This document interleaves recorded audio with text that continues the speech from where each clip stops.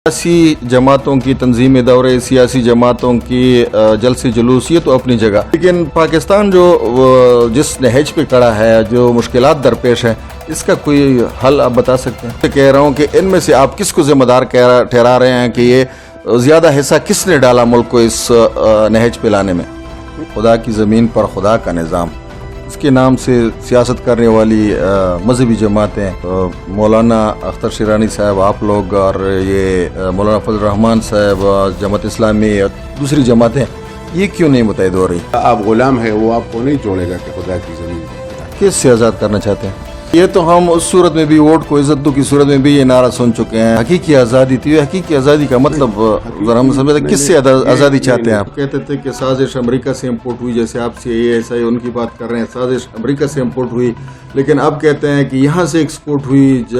बाजवा साहब ने हम इस वक्त मौलाना शुजा उल मुल्क साहब के पास मौजूद है, और उनके साथ दिगर भी सूबाई अहदेदार हैं, वो भी उनके पास मौजूद है। तो पहले तो हम मौलाना साहब को दौरा करक बल्कि जुनूबी अजला की आमद पर खुशामदीद कहते हैं।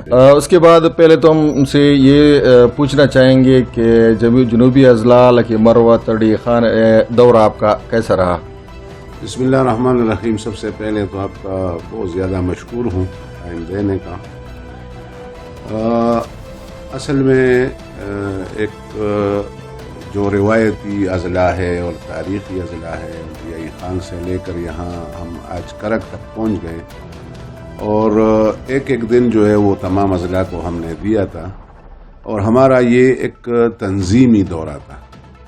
लेकिन अल्हम्दुलिल्लाह इसमें शमूलियती प्रोग्राम, इसमें तरबियती प्रोग्राम, इसमें जो है वो जलसे अवामी वग़ैरह सब कुछ इसमें शामिल हैं, और अल्हम्दुलिल्लाह ज़बरदस्त रिस्पांस और ज़बरदस्त इज़्ज़त जो है वो इन लोगों ने हमें दी, जिनके मैं आपके मीडिया के थ्रू जो है शुक्रगुजार हूँ। अच्छा, इसके बाद मैं ये पूछना चाहूँगा कि सियासी जमातों की तंजीम दौरे, सियासी जमातों की जलसे जुलूस, ये तो अपनी जगह, लेकिन पाकिस्तान जो जिस नहज पे खड़ा है, जो मुश्किलात दरपेश हैं, इसका कोई हल आप बता सकते हैं?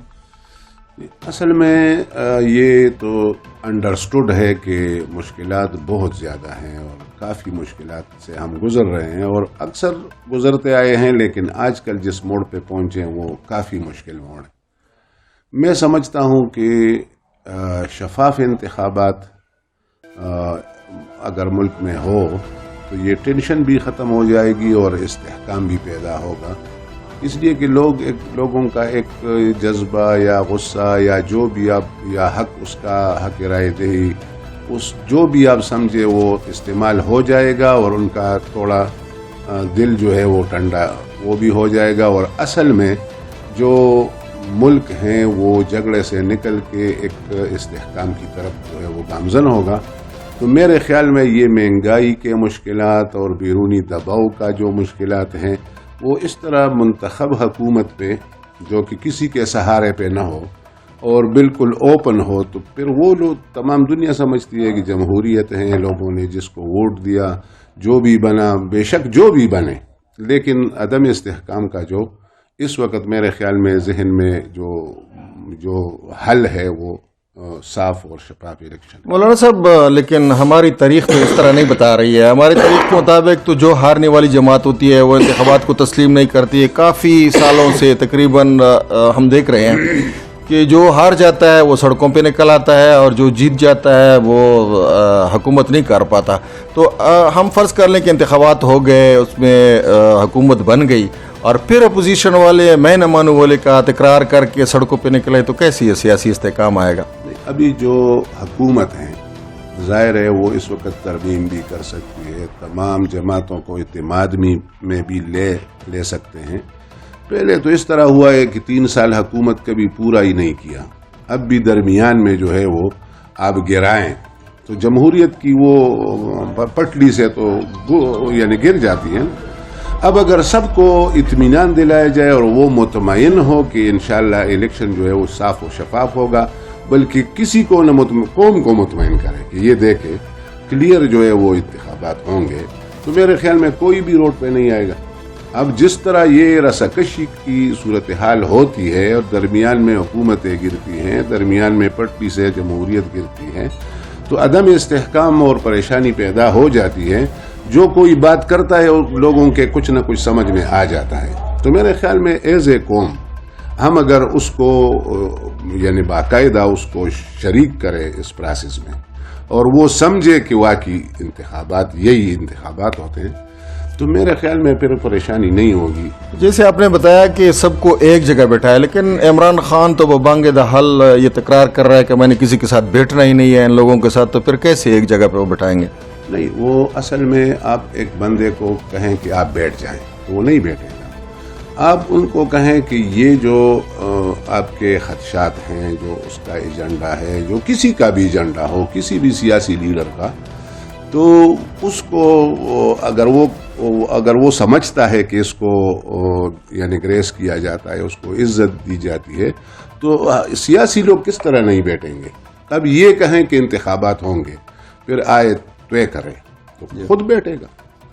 اور یہ جو صورتحال بنی ہے، ظاہر ہے کوئی 2018 سے پہلے اس طرح کی صورتحال نہیں تھی. پاکستان کے حالات کبھی بھی یہ ایک تسلیم شدہ حقیقت ہے کہ اچھے نہیں رہے، لیکن 2018 تک یہ صورتحال نہیں تھی. اب یہ جو صورتحال بنی ہے، اس کا ذمہ دار کس کو ٹھہرا رہے ہیں؟ نہیں، اگر آپ اس کو 75 سال کو آپ بلائیں اور تمام قرضوں کو بلائیں، پھر اس کی جو سیاسی پروسیس ہے اس کو، جو دفاعی پروسیس ہے اس کو بلائیں، جو تمام چیزیں بلائیں اور پھر 2018 سے کاؤنٹ کرے، تو میرے خیال میں یہ انصاف نہیں ہوگا. پھر اگر 2018 تو چلو گزر گیا، ایک سال تو اسی حکومت کا بھی گزر گیا نا، اس کے حالات اگر ہم یہ کہیں کہ 2018 بھی چھوڑو اور جب تک یہ پی ڈی ایم کی حکومت آئے ہیں وہاں سے حساب کرتے ہیں، تو پھر حساب تو دگنا تگنا ہو جائے گا. جی، میرے کہنے کا مطلب یہ ہے کہ 2018 تک یہ صورتحال نہیں تھی. 2018 سے 2022 تک جو صورتحال چلی، اور اب 2021 تک، اور اب 2021 سے 2022 تک، میں ان میں سے کہہ رہا ہوں کہ ان میں سے آپ کس کو ذمہ دار ٹھہرا رہے ہیں کہ یہ زیادہ حصہ کس نے ڈالا ملک کو اس نہج پہ لانے میں؟ نہیں، اصل میں جو اس نے کام کیا، مطلب ڈیریل کیا ڈیموکریسی کو، یا یعنی کہ کسی کے کہنے پہ یا کسی کے اتحاد پہ، یا جس طرح اس نے یہ کام کیا، تو اس کو ضرورت ہی نہیں تھی. جو پریشانی عمران خان پیدا کر رہے ہیں اور یہ اب اون کر رہے ہیں، ضرورت کیا ہے؟ یعنی کہ اب بھی نواز شریف صاحب خود کہتا ہے، یا اس کے کچھ لوگ خود کہتے ہیں کہ یار اس کو اپنے کندھوں پہ آپ نے اٹھانے کی کیوں قسم کھائی ہے، اس کو چھوڑو. تو اب اب اگر وہ گراتے اور چھوڑتے تو میرے خیال میں پھر یہ پوزیشن نہیں بنتی، پھر جو ہے وہ نئی صورتحال بنتی ہے اب، اور پی ڈی ایم اتنا بدنام بھی نہیں ہوتا. اور ظاہر ہے جو بلدیاتی انتخابات کے تناظر میں ہم دیکھیں تو پی ڈی ایم کا اور جمعیت علماء اسلام کا، فا کا، مولانا فضل الرحمان صاحب کا بہت ٹھیک ٹھاک امیج تھا. اب اس نے جو ہے وہ گرانے کے بعد حکومتیں ختم ہو گئی، تحلیل ہو گئی، وہ کہتے ہیں کہ نہیں ہم نے الیکشن کرنا ہی نہیں ہے، جیسے سمجھتے ہیں کہ یہ کوئی مارشل لا ہے. یہ بھی سیاسی لوگ ہیں. تو میں سمجھتا ہوں کہ وہ میدان میں عوام میں اپنا کیس پیش کرے کہ اگر میں نہیں، قوم اگر سمجھتی ہے کہ نہیں عمران خان ناکام تھا اور پی ڈی ایم کامیاب ہے، تو اس کو ووٹ دے دیں. یہ ان صورتحال گڑھ جوڑ میں، کمی بیشی میں، یہ مولانا فضل الرحمان صاحب کا کردار آپ کو کیا نظر آتا ہے؟ پی ڈی ایم کا صدر ہے، ظاہر ہے پی ڈی ایم کا صدر کا جو کردار ہونا چاہیے، جو یعنی پریزائڈ کرے ایک مجلس کو، پھر اس میں اس قسم کے فیصلے ہو کہ سندھ کس کا ہوگا، پنجاب کس کا ہوگا، صوبہ کس کا ہوگا، ہمیں کیا ملے گا، آپ کو کیا ملے گا. اور باہر آپ کہیں کہ ہم مہنگائی مارچ کر رہے ہیں، تو میرے خیال میں کہ جتنا مولانا صاحب کا یعنی کردار ہے اس میں، 2 رنگ 3 رنگ 4 رنگ جتنے بھی آپ گن سکتے ہیں، تو کسی کا نہیں ہے. باقی لوگوں نے تو بہت پہلے میٹنگوں میں شریک تھا، کچھ لوگوں نے کہا کہ اس کو چھوڑو. مولانا صاحب کا کہ اصل کردار تو مولانا صاحب کا ہے کہ سب سے پہلے اور پہلے سال میں اس نے دھرنا دیا. دھرنے میں پتہ نہیں چلا کہ دھرنا دیا کیوں اور ختم کیوں کیا. تو پھر جو ہے لوگوں کو سب پی ڈی ایم بنایا اور چلایا اور پتہ نہیں کس طرح.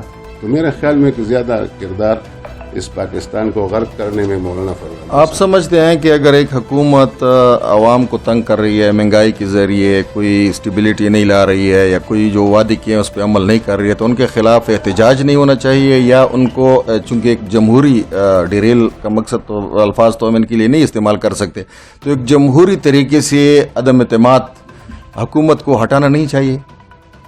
میرے خیال میں عدم اعتماد کا لوگ سمجھتے ہیں کہ اس طرح عدم اعتماد نہیں ہوتا، کہ جس انداز سے مطلب اگر کوئی کہے کہ ملکی، یہ تو سب چاہتے ہیں کہ اس ملک کی پالیسی جو ہے وہ تبدیل ہو، اور رائٹ ہینڈ کے بجائے اب اپنے علاقائی ریجنل اتحاد کی طرف ہم جائیں۔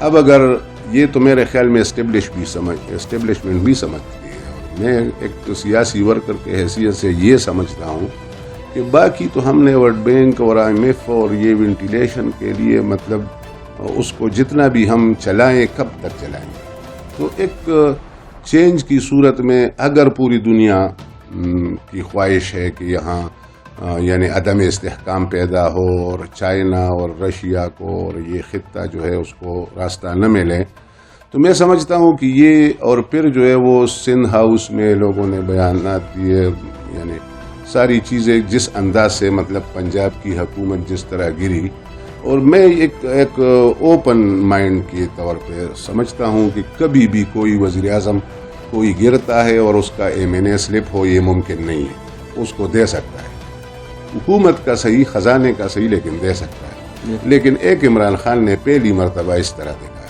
پنجاب میں 20 لوگ جو سلپ ہو گئے اور وہ ختم ہو گئے، اور پھر دوسری حکومت آئی، اور پھر جو ہے الیکشن ہوا، اور پھر الیکشن کے نتیجے میں سیٹیں دوبارہ PTI نے جیتی اور دوبارہ حکومت بنی۔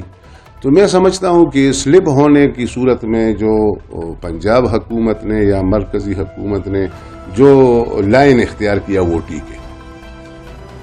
آپ نے ابتدا میں اتحاد کی بات کی، تو اتحاد دوسری پارٹیوں کے بجائے جو خدا کی زمین پر خدا کا نظام، اس کے نام سے سیاست کرنے والی مذہبی جماعتیں، مولانا اختر شیرانی صاحب، آپ لوگ، اور یہ مولانا فضل الرحمان صاحب، جماعت اسلامی اور دوسری جماعتیں، یہ کیوں نہیں متحد ہو رہی؟ اصل میں ہم نے تو جب ہم نے جدوجہد شروع کرنی تھی تو ہماری ملاقاتیں جمعیت علماء اسلام سین اور اسی طرح سراج الحق صاحب کے ساتھ، یہ میڈیا گواہ ہے، سب کے ساتھ ہم نے بیٹھ کے بات بھی کی کہ ہم اس طرح جو ہے وہ حالات میں ہیں اور ہم نے اکٹھے ہونا ہے، اور ان نے یعنی کل دل سے یہ بھی کہا کہ یہ واقعی اس طرح ہے۔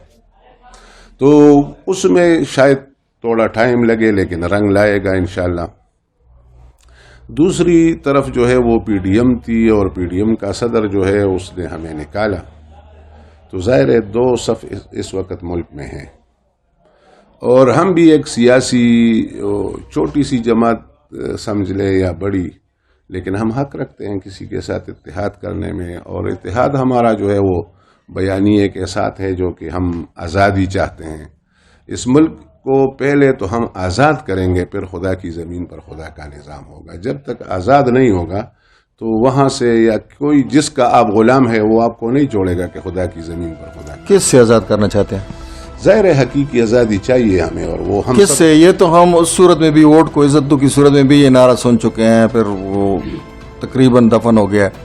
اب یہ حقیقی آزادی تھی، حقیقی آزادی کا مطلب ذرا ہم سمجھتے کس سے آزادی چاہتے ہیں آپ؟ یہ جو یعنی جس طرف آپ نے اشارہ کیا، تو میں سمجھتا ہوں کہ وہ لوگ بھی پاکستانی ہیں، اور وہ بھی اس غلامی کے شکار تو ہے جس طرح ہم ہیں۔ ظاہر ہے ہم امریکہ کے غلام ہیں، اور اس کے اشارے پہ اور CIA کے اشارے پہ یہاں جو جتنے بھی لوگ ہیں یہ تو بیچارے مجبور ہیں۔